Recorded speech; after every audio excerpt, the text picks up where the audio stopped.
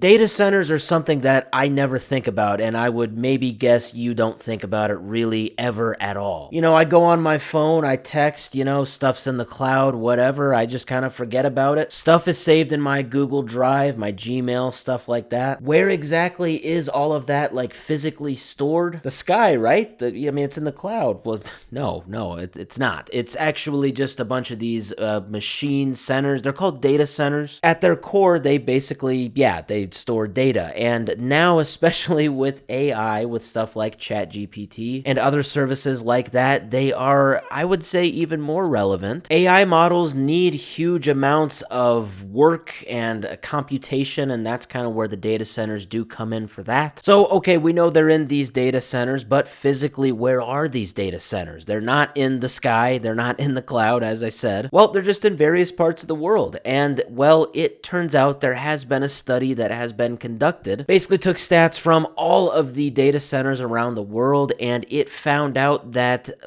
the absolute majority of them are not even really in a good location just in terms of the ideal temperature. Because you see, as with kind of everything in the world, data centers, they kind of have their ideal temperature point. Storing them somewhere where that's just not the case, that's maybe not going to be very good, very efficient for it. So I got all this from this PC Gamer article right here, and it does say that 80% of the world's data centers are built in places either too hot or too cold for the hardware inside. So they got all of this from a source called restofworld.org. I've linked everything in the description. So just going directly to that source, they say we mapped the world's hottest data centers. So they just use this as an example. In 21 countries, all data centers are located in climates that are too hot. And yes, there are even some that are on the other side of that. There are some where it's just way too cold. They also throw this statistic out right here just to show the relevance. They say there are nearly 9,000 data centers in operation around the world right now. This is set to triple by 2030. Just to put that in perspective, 2025 is basically done now. We got like a week left, so let's just say it's like the first week of 2026. Basically, in 4 years from now, from 2026 to 2030, it's going to go from 9,000 data centers to 27,000. It's going to triple. Again, I think AI has a lot to do with that. Now, just getting to the raw numbers of what is the ideal temperature, it looks like that in Fahrenheit is between 64 and 80 degrees Fahrenheit. And it says hot temperatures, which require the more expensive cooling, are among the biggest risk factors for data centers. Now, I'm not going to lie, when I was reading this, I was thinking,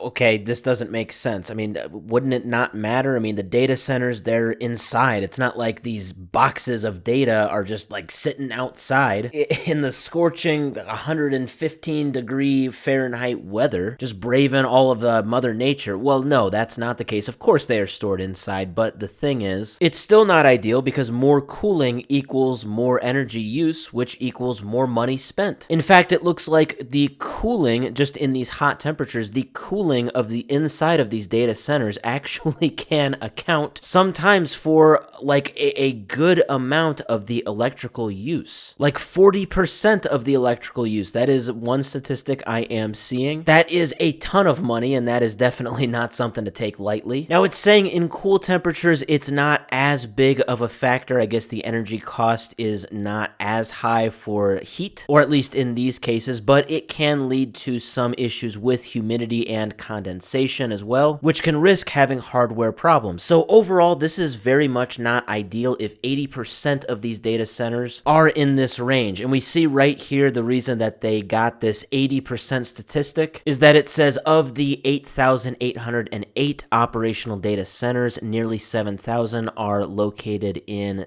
areas that are outside of that optimal range. So, of course, I had to think, what is the solution here? You got like 7,000 of the 8,000 data centers that are not in an ideal location. What do? Do we, full on Patrick Star? Do we pick it up and move it somewhere else? Nope, that's probably going to be way too tough. That's not really a great solution. Obviously, better cooling technology and more efficient cooling technology down the road would be very much efficient. But I think the main thing is that future projection. How they're going to triple in 4 years the amount of data centers. I think this is definitely something that they are going to very much take into consideration when they are building these data centers in the near future. Again, crazy that it's going to triple in just 4 years. But yes, with AI, these data centers are more important now than they probably ever have been.